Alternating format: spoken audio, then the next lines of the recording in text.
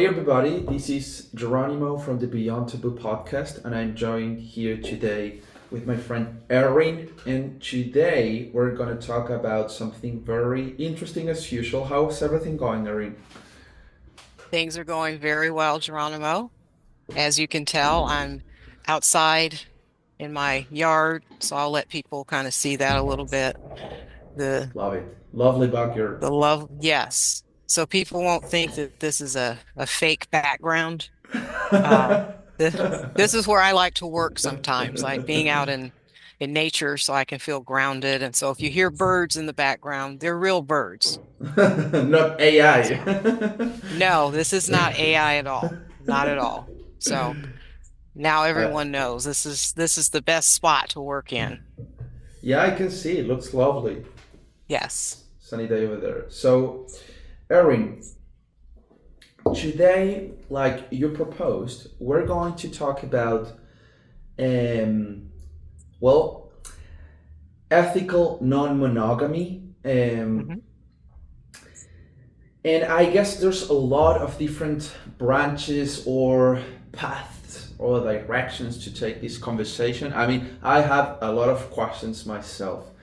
But maybe before going into probably like, well, I sort of gathered different questions or the most frequently asked questions from people that they're probably looking to open their relationship or they have their own doubts regarding the subject or their own curiosities. But before going into that, I'd love to hear and learn a little bit about your own personal perspective about monogamy, if that's all right, obviously. Of course. Of course. Um, well, personally, I don't see monogamy as um like sustainable in a relationship, like 100% monogamy as sustainable. Because Okay, when you're in a relationship, sometimes people think, well, I have to have blinders on now, and I'm only looking at this person who I'm in the relationship with. I only fantasize about this person that I'm in a relationship with. And I don't think that that's true. And we sometimes deny that. You know, you can be in a relationship with someone and find someone else attractive, and for that's sure. okay. I think there's a Hmm. lot of maybe insecurity Hmm. with relationships. And so I think that's where it's coming from. But on a personal level, I mean, I'm a non-monogamous person. Okay. And so I have that, like, that is part of my lifestyle because I come to believe that is who I am as a person. And so those are the kind of people that I have in my life. Hmm. Interesting. You mentioned that you don't see sustainable relationships that are 100% monogamous. Can you expand a little bit about those possible or potential percentages? Like, how can a couple regulate what they define as monogamous or non monogamous within our relationship? Because well, there's probably like different grades or different arrangements. So, how can a couple make their own arrangement? Like, what are the possibilities you've seen or experienced? Okay. Um, there are different levels of monogamy and non-monogamy. I think it's on a spectrum. I don't think that it is static throughout a relationship. Like, maybe at the beginning of a relationship, if a couple is saying, you know what, our focus right now is on having a family. Okay, then they're probably not interested in doing consensually non-monogamous things with other people because the focus is shifted to, we need to be into each other. We need to be doing family planning kind of things. Okay. Hmm. So that's one example. And so they're not going to really be interested in flirting with other people or doing anything like that. And then you take another couple where maybe their kids are gone off to college. Okay. So they're not focusing on like family planning and things like that. They are more focused on exploration. Mm, Okay. And so they can have more comfortable conversations about what does the range of the non-monogamy look like? Can it be, well, I just would like to see you flirting with someone, but we're not going to really be sexual with other people. That's just one little piece, okay? And that can be okay, satisfying for a couple. makes sense for Watching sure. your partner flirt with someone, okay? Mm, There could be, um, like the open relationship type situation, which I don't usually think is very healthy because it doesn't sound like there's a lot of boundaries or you're not okay, really putting things into place, what your agreements are going to be. There's so swinging. sorry to stop there because I'm really interested in learning a little bit more about your opinion about that. So from your perspective, how would you define or differentiate what an open relationship implies to what a non-monogamous, ethical non-monogamous relationship implies? Okay. So an open relationship is a type of consensual non-monogamy, just like swinging is a type of consensual non-monogamy. Um, Cuckolding, that is a type of consensual non-monogamy. The open relationship, it just seems like it's a little bit too loose for the consent part to be involved. It's almost like a free-for-all, like, well, don't ask, don't tell kind of thing. And I can see where it's not usually very effective because there's Mm. not a lot of communication. There's misinterpretations about what's allowed and what isn't allowed. So I don't really like having to deal with people that are in open relationships because it can create a lot of issues. Um, Okay. Do you feel like these two different, I mean, probably non-monogamous is a wider umbrella than the term open relationship. So I was wondering, do you feel like these two different terms or concepts have arrived from different like points? I mean, did one of the two arrive earlier as a concept or a way of sharing your life with another, or because I mean, I feel like the whole discussion or debate about open relationships is, I'm sure it's not new, but I felt like it's a little bit more. I don't know if fresh is the right word, but maybe you get what I mean. I'm not sure if they yes, both come from the same place, if you will. I think people tend to romanticize relationships anyway. Okay. And then when they hear about like kink kind of stuff, then they veer towards, oh, 50 Shades of Grey. When that's really not that's not what it's about. And the same goes for the consensual non-monogamy. People tend to zero in on open relationships and assume that that's what it is, and it isn't. Like open relationships, that's not something that I don't want to use the word condone. It's hard to support Okay. the open relationship stuff more than it is to support an actual consensually non-monogamous relationship. And one of the in the like swinging, because there are certain rules that you have or agreements that you have if you're in the swinging community. And then there's So, certain rules that you might mm, have if you're just allowing flirting, or what if mm, a couple, one has an illness or something and they're not able to participate as much sexually, there would be rules for that as well.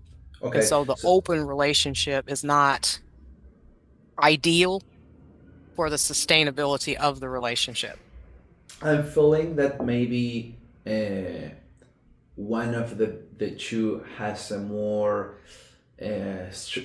I probably am wrong, but strictly sexual meaning compared to something that probably entails like a different understanding about how the relationship works and more specifically emotionally, probably. I'm sure both have elements of the both of them, but I don't know, maybe I'm getting wrong.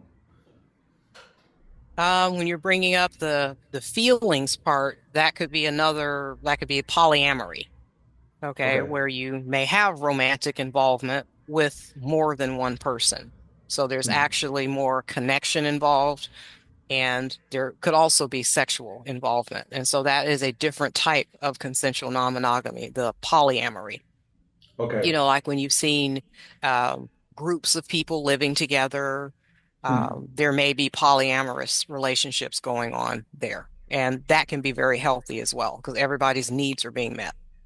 Okay, so from that point, if we set that as a base, what do you think is the understanding or definition people have about open relationships? That is their definition. They believe all of this. It means that it's an open relationship. And that's not true at all. That's the I call the layman's term.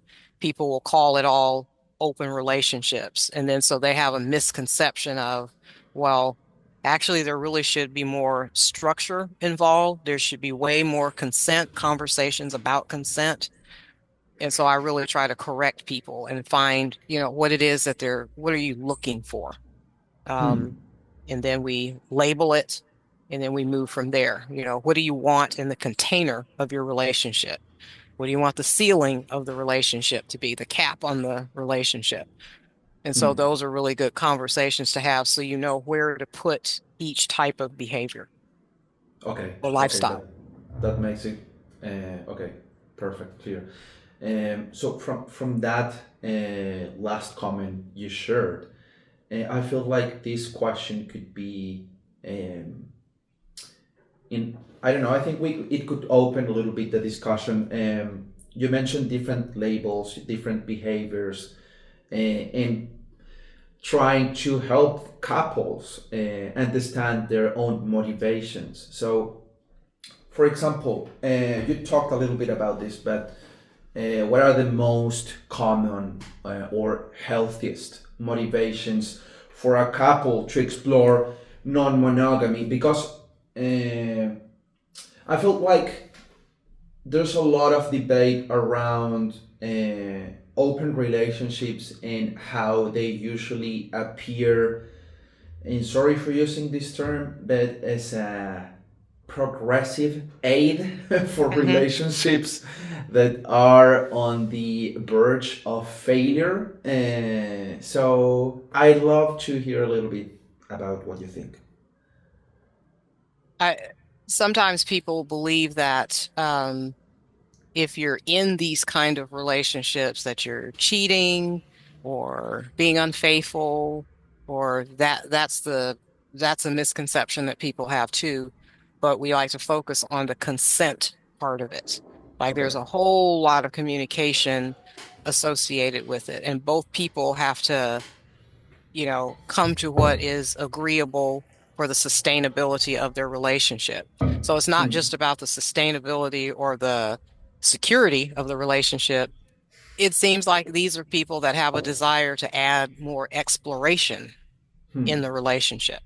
Hmm. That's a big part of it, wanting exploration, wanting different types of exploring in, doing other things besides missionary sex for 50 years. Yeah, that makes sense. Definitely. Right, right. No, I was saying because over here there was a moment like a couple of years ago, and we use this label even to laugh about ourselves. Like I mean, there's like a whole stereotype of the progressive stereotype, but not in a negative point of view because well, it's not like that.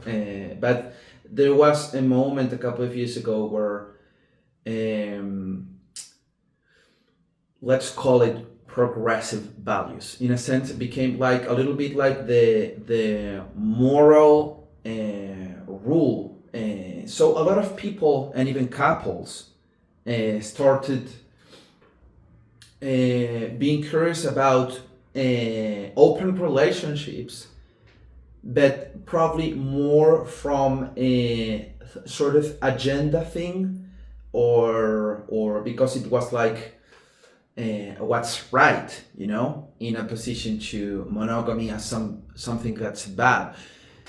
So I feel like by then the search or curiosity was more driven by a moral. Oh, there you go. I think I lost you for a moment. No worries. Okay. So what I think I was saying, or probably what I'm trying to say, is, over here, I'm not sure how it's there, but a couple of years ago, well, society changed a lot, or was changing a lot when it comes to perspectives, values, and thankfully there was a great work the last wave of feminism did to Argentina.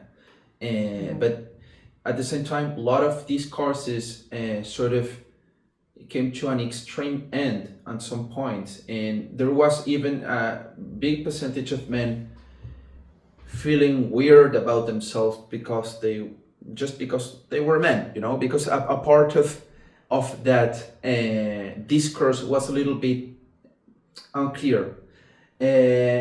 So by that moment, a new set of values or perspectives arrived, and with that set of values, it came the curiosity of open relationships in a lot of couples, which was great. A lot of people having more critical, being more critical about what's given, challenging beliefs, But at the same time, I felt that a lot of couples or people were more into these new, from what we were used to, ways of relating to your significant other, more because of like new moral rule, like Mm-hmm. something that's new and against something old that's bad, like monogamy is bad, being masculine is bad. So Mm-hmm. a lot of couples sort of started looking into that, and without probably the right fuel, and I guess that's where you say consent is delicate in scenarios like this and others, Mm-hmm. just a little reflection I had while you were discussing, Well, you're bringing up something interesting, Geronimo. You said, like it's like considered progressive in Argentina, like this, the lifestyle is progressive. Um, okay, so think about this. Are people very religious? Well, I'm asking you the questions now. So, so is Catholicism pretty prevalent in Argentina, um, or religion? more or less. There's Okay. sure there's a big percentage. There's a big percentage. Yeah, for sure, for sure. I think so. I don't think non-monogamy is uh, restrained by religion here. There's Okay. probably a traditional way or perspective that can have some elements of that, but I'm not Mm-hmm. 100% sure that over here that's the case. It could be, but I'm not sure if it's the same. Yeah, I I know calling the whole perspective progressive may sound weird. It doesn't. It is. I see Okay. why. Yeah, I mean, I understand. And one of the reasons I'm asking is because um, I guess it struck me as odd that consensual non-monogamy has been going on forever. Okay, if you look at some of the royal Oh, for families, sure. um, and this will probably, I don't know if this will get me in trouble or not, but it's funny. So the King James version of the Bible was translated into English by King James the First, Okay. and he was pretty gay. Okay. Okay. The only time he was having sex with the queen was to make sure they had heirs. Other than that, like he was with his boys in court. So they had like a consensually non-monogamous relationship. It had to be that way, and it was accepted. And like when I say things to people, religious people, like, did you know that that Bible that you're holding, a gay guy wrote that? And then they're like, oh God, like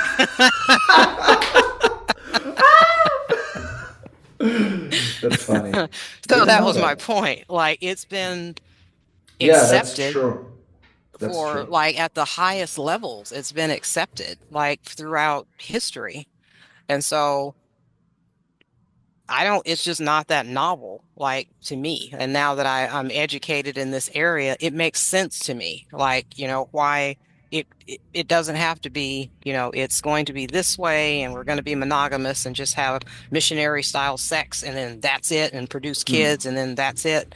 There's so much out there, to make sex fun and Oh, for you're sure. exploring. Yeah. Yeah, for sure. I mean, marriage as an institution has definitely set a whole way of feeling, of relating, of um, making child, Mm-hmm. Yep. So, and that has a story, like every idea, every Mm-hmm. term in our language. So, yeah, for sure. You're completely right. But I guess a whole deal of work is still needed for us to challenge those beliefs. Yes.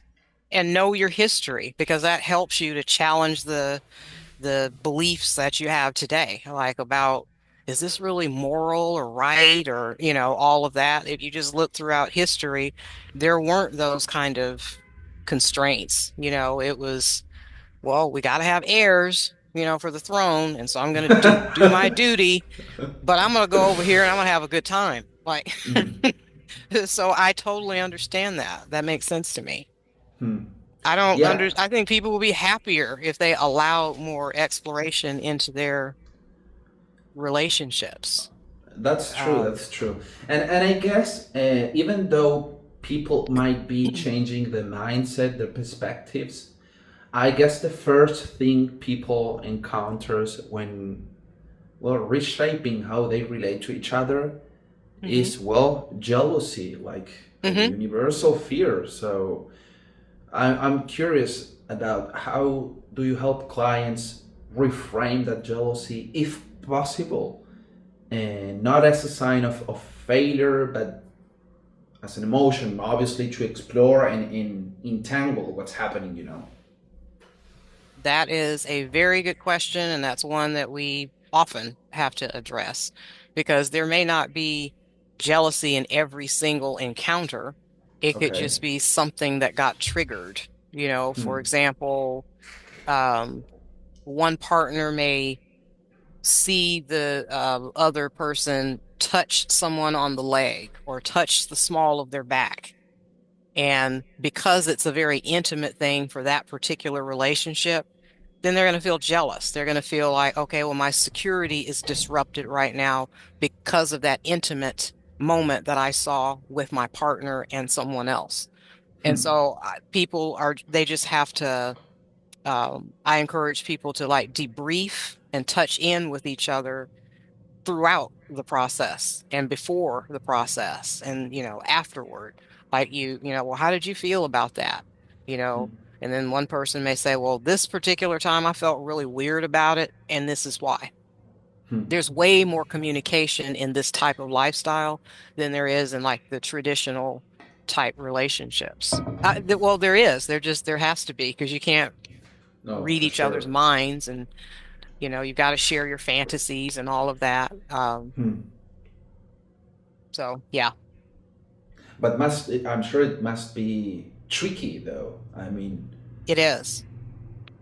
And sometimes they have to put a pause on things if there's jealousy creeping up, because they have to figure out, okay, what is this about? Am I doing something that's creating this space that doesn't feel safe for me anymore? And so we do explore those things. But it doesn't mean that they give up oh, for sure.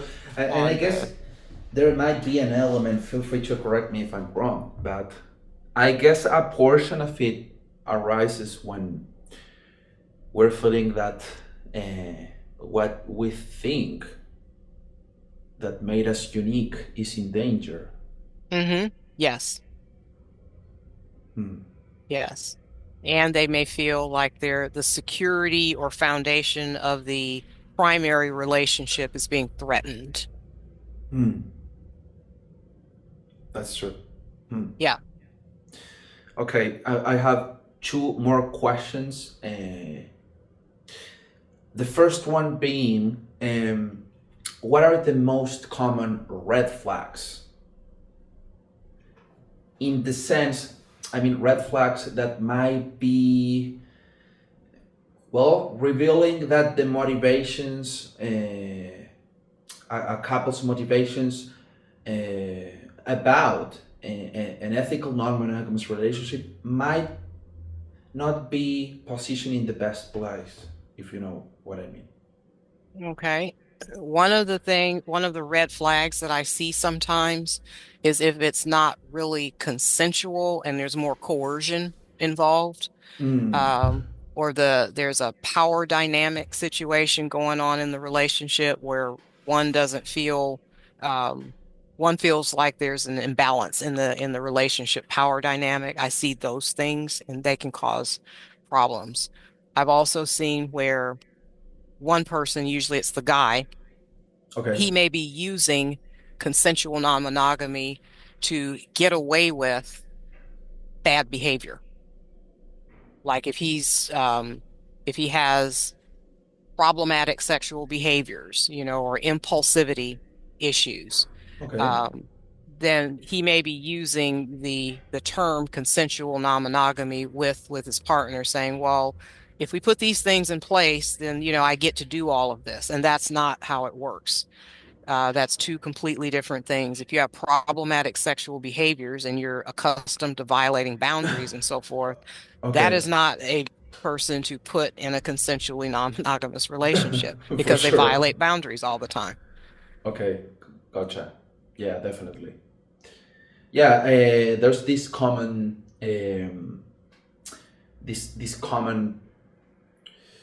explanation, maybe, I don't know, like it's quite common to see, for example, couples being interested about threesomes, and usually the guy being the one that pushes the whole idea, like with more intensity than her, so I guess it's a little bit like that in some cases. Sorry about that. I live near a military base, and so there are planes that fly over my house all the Oh, time. So I had to mute for a second. no worries, no worries. No, I was saying that that sort of power imbalances remind me of, for example, that common explanation or case where straight couples, think about making a threesome, and usually it's the guy pushing the whole idea, That's not very effective. If it's a heterosexual couple, usually the woman has to drive the direction of the relationship. She's the one that has to kind of, put her feelers out and know that it's a comfortable, safe situation, um, in order for it to work best. That's Because interesting. if it's the guy doing it, then sometimes her perception will be, well, he's focusing on that other woman, and this is not about me. Makes And sense. usually when the woman is doing it, in her mind, she's thinking about the whole relationship, like what she's doing, the consensually non-monogamous activities, because it's helping to keep them connected as a couple. And Hmm. so that's why it's good, like for the woman to kind of navigate and, decide what's safe and what probably isn't. She can probably pick up on the red flags better. Let's just leave it at that. Okay, makes sense to me. Makes sense to me. Yes. Okay, maybe this last question to wrap up, and I think it's the perfect moment to ask this. If a couple is interested in learning, exploring these possibilities, what could be your advice as a professional? Like, what are the steps to take? Is it talking about boundaries? Is it talking about what type of non-monogamous relationship they want? Maybe talking about the desires. How do you approach the whole idea as a couple that's, you know, interested in this way of relating? Okay. One of the easiest ways is for any couple who's interested in improving their sex life is a baseline yes, no, maybe list. Okay, so they Hmm. can decide these are the things I'm very interested in, I feel confident with. And Hmm. then you have your hard line no's, like what your hard boundaries are going to be. And then you have that middle column, your maybe. It could be something you've tried before and you want to tweak it a little bit because you would like it more, or it's Okay. just something that you're curious about. And so when I have couples do that and then they exchange answers, a lot of times they're surprised about where their exploration actually lies. Hmm. So it could be a fun conversation just starting right there, a yes, no, maybe list. And I can send you one of those. I love that. We can maybe Okay. put it as a link on the description Yes. of this video. Do you Yes. think it's let's say mandatory to start let's call it a project like that with a professional, or do you think couples can pave their own way? I think it's important to have a professional. Hmm. You can do all the reading you want. You can do all of the quizzes and assessments that you want, but the professional will be able to find the blind spots Hmm. and help guide the Hmm. the the couple into, Hmm. whatever it is, whatever the narrative of their relationship is. Hmm. Makes sense, definitely. Thanks, Erin. Okay, guys, so now you know. Remember, you can always book a session with Erin if you're interested in this topic. Maybe you are thinking about it with your partner, or maybe you have another thing to bring to the table and discuss. Maybe you need help with something else. So remember, you can always rely on Erin. You can book a session from our site. And thank you, guys. Leave your comments if you have any questions or any ideas or any experiences you want to share, and we'll be more than happy to reply in exchange. So thanks, Erin, for today's chat. I love the topic, and I feel like this could be expanded, and we could keep talking about this in different occasions. So we'll probably touch on this sometime again. So Absolutely. I enjoyed it. This is one of my favorite topics, so bring it on. okay. Okay, I'll take your word. Then thanks a lot. It was a pleasure All to right. have you today, and see you in the next time. Thank you, Geronimo. A pleasure. Bye bye, guys.